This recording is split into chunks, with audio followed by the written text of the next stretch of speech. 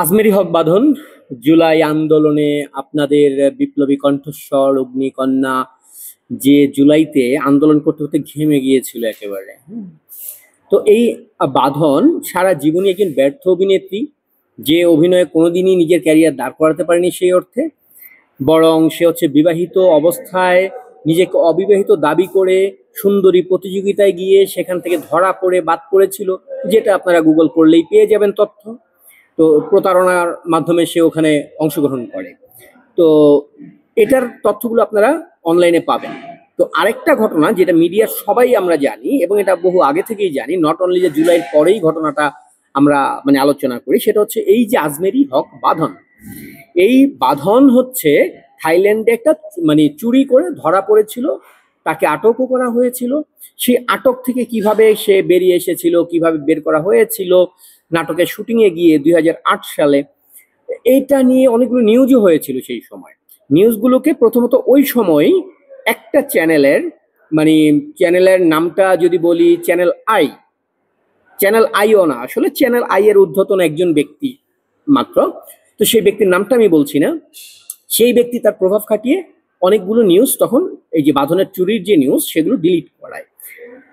তো তারপরে বাঁধন 2000 এই যে কি বলে আপনার 24-এর আন্দোলনের পরে তার যে ব্যাপক ক্ষমতা হয়েছে, জুলাই পাওয়ার দিয়ে আরো কিছু নিউজ ছিল তার সেই 2008-এর চুরির ঘটনার, সেগুলোকেও ডিলিট করায়। তো আজকে এই ভিডিওটা বানাচ্ছি যে সেই দিন কি ঘটেছিল, আসলে ওর চুরির ঘটনাটা আসলে কি, সেই বয়ানটা নিয়ে। কিন্তু যেহেতু আমি সেখানে উপস্থিত ছিলাম না থাইল্যান্ডে, তো থাইল্যান্ডে যারা উপস্থিত ছিল তেমনই একজন, যে হচ্ছে একজন নাটকের পরিচালক, নাট্য পরিচালক একজন, তারই বয়ান থেকে আমি হুবহু আপনাদেরকে একটু পড়ে শোনাচ্ছি যে বাঁধন থাইল্যান্ডে কি করেছিল এবং সেদিন কারা কারা উপস্থিত ছিল, কি কি ঘটেছিল, সেই ঘটনাটা একটু আপনাদেরকে আমি পড়ে শোনাই। যে দেখেছে, যে ওখানে উপস্থিত ছিল স্পটে, তার বক্তব্যটা। ঘটনার তারিখ 18ই জানুয়ারি 2008। সেদিন আমরা শুটিংয়ের জন্য থাইল্যান্ডে গিয়েছিলাম। ব্যাংকক এয়ারপোর্টে পৌঁছে সেখান থেকে পাতায়া গিয়ে হোটেলে চেক ইন করলাম।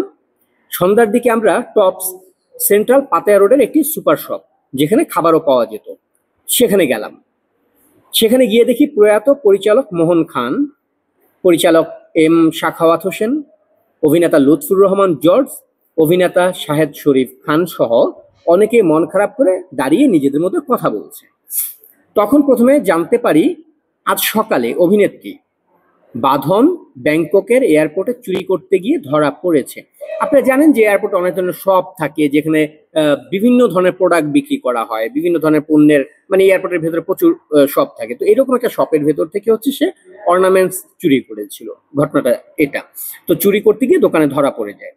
তো অভিনেত্রী বাঁধন মোহন খানের নাটকে অভিনয়ের জন্য পাতায়া গিয়েছিলেন।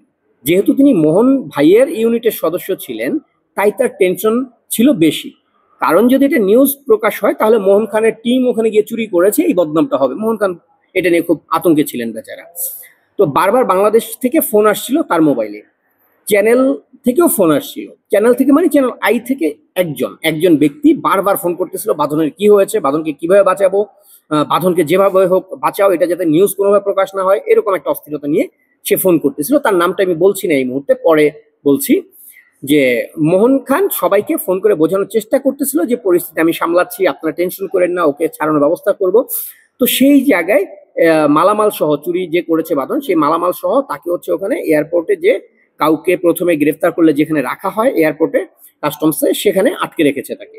তো এই পর্যায়ে চ্যানেল থেকে ওই মুহূর্তে থাইল্যান্ডের টাকায় প্রায় 25 লক্ষ টাকা বাথ, হ্যাঁ, থাইল্যান্ডের 25 লক্ষ বাথ জরিমানা দেওয়া হয় বাঁধনের জন্য উপস্থিতভাবে। কাস্টমসে এই টাকা জরিমানা দিয়ে তারপরে ওকে ওখান থেকে ছাড়িয়ে আনা হয়। তারপর বাঁধন পাতায় ফিরে আসেন এবং 3-4 দিন পরে ঢাকায় ফিরে আসেন। এই যে ঘটনাটা বর্ণনা করা হলো, এই ঘটনার একদম প্রত্যক্ষদর্শীর একটা বক্তব্য। এবং এবার আসেন যে ওই ঘটনা আসলে সামনে কারা ছিল, সেই মানুষগুলো এখন জীবিত আছে। মোহন খান ভাই এখন জীবিত নেই, যে ওই নাটকের পরিচালক ছিল, যে ছাড়িয়েছে, কিন্তু অন্যান্যরা রয়েছে যারা সেদিন ওখানে আরো উপস্থিত ছিল একটা টিমে। তো আমি কয়েকজনের নাম বলছি, এদেরকে একটু প্রয়োজনে জিজ্ঞাসা করেন থাইল্যান্ডে কি ঘটেছিল 2008-এ, তারা সবাই বলে দিতে পারবে।